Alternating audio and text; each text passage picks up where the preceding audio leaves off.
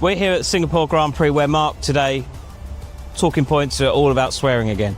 Yeah, it's a strange one that we spoke about swearing yesterday. It's carried on today.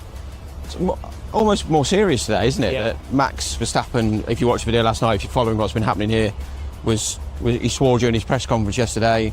Ben then asked him the question. It became a whole story after Autosport carried the FIA president talking about banning swearing on the radio and just in general. Max said that he was talking about his car in Baku, used the F word. He was actually hauled in front of the stewards today and given a, I think he's got to do basically the equivalent of F1 drivers' community service for what he did. He wasn't happy about it. I believe he just walked off when he was asked about it after FP2 this evening that's just finished here at the Marina Bay.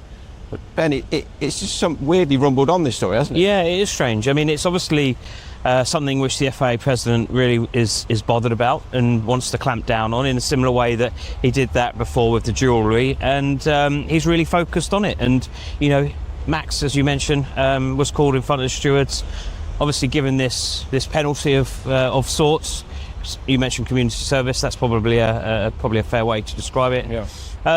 It's reminding them about their responsibilities to younger listeners and not swearing in press conferences, which you've kind of got to say is probably correct. If we are mic'd up, you know, you wouldn't expect, you know, us to start swearing unnecessarily. So there's a lot of faculties to it, but ultimately, I think in the press conference environment, probably swearing isn't correct. But that said, I think when you're in the cockpit and you're risking your life every single time you get in the car, tracks behind us, but, you know, going around this circuit as fast as you can, obviously if you have a crash you're going to be frustrated, and I think that it's very much the DNA of sport to be frustrated when things like that happen and to vent. And I think that you know, it takes a special sort of person to be able to bite their tongue perhaps in those circumstances. And I don't really think that we should dial this out of sport. I think, you know, the big debate about whether, you know, young listeners are listening, well, that's up to F1 to decide on what they broadcast and what they bleep out. But to actually start actively banning and punishing drivers, not banning, but punishing drivers